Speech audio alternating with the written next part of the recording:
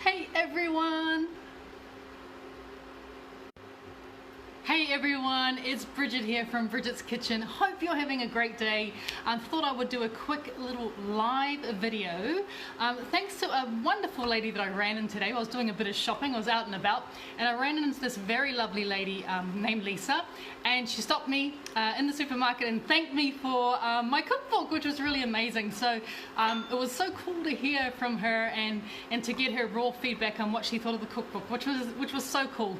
And also we talked for a little bit, took a few photos, and then she asked me, she said, look, I love your food so much, I love what you do, but my food doesn't look like yours when I cook it. So, she said one of the biggest things she has a problem with is how, she wonders how I get my vegetables, especially my broccoli and stuff, to stay looking so green and vibrant. So, I thought, you know what, I gave Lisa the background tips on how to do it, and I thought it would be worthwhile me doing a quick little video for you guys, so you can also learn how to make sure when you are cooking your greens, you want them to stay vibrant and green. You don't want to overcook them, you want to cook them just right, and this is a perfect little tip if you do meal prep as well. So I'm going to bring the camera down so you guys can see what I'm doing down here on the board.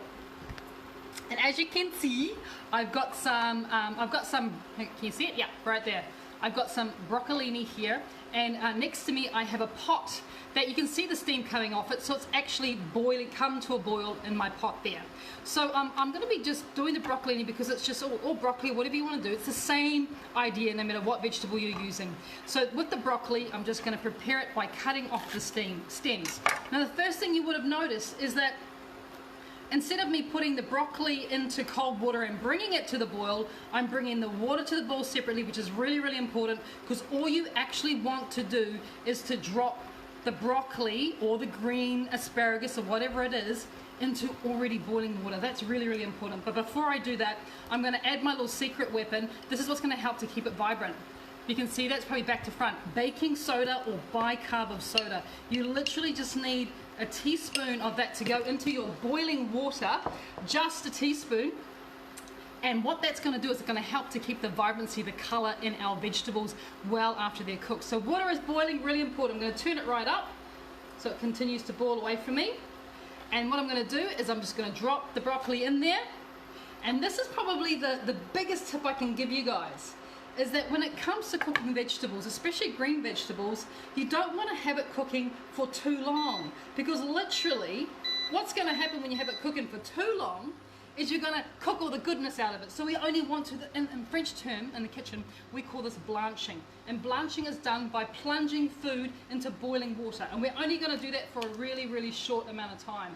For this broccolini, I reckon about a minute's going to do it, no longer than that. Already you can see the vibrancy that's coming from that broccolini. And this is the same whether you're doing big broccoli, whether you're doing asparagus. If you're doing Asian vegetables, it needs even less than a minute.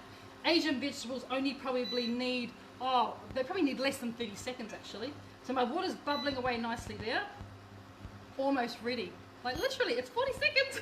That's pretty crazy. All right, that's looking pretty good. I'm gonna turn it off now. Here I have a bowl of cold water. This is the next step that's really important. You take your cooked vegetables, look at that, 40 seconds, it's still lovely and tender, cooked through, but at the same time, it's not overcooked, which is important. And then we're gonna put it into cold water. What then happens when we put the broccolini or the broccoli or the asparagus or whatever it is into cold water, the water halts the cooking process. So this is another really important step. So if I was just to leave the broccoli when it's still hot and it's got a lot of, it's just coming to boiling water, it's going to continue to cook. And what's going to happen then is it's going to overcook.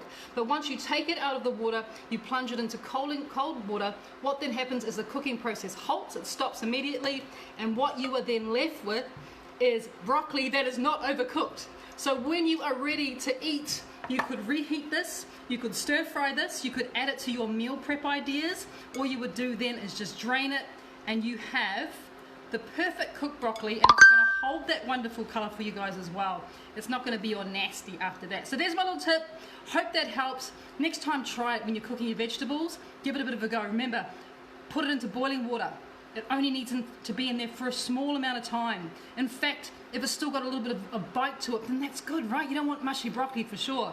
And when the broccoli is finished cooking, we plunge it into cold water to halt the cooking process. And don't forget your 1 teaspoon of baking soda that goes into your pot to make sure that you maintain that beautiful vibrancy. There you go, guys. Hope that was helpful. We'll see you again real soon here in Bridget's Kitchen. Bye.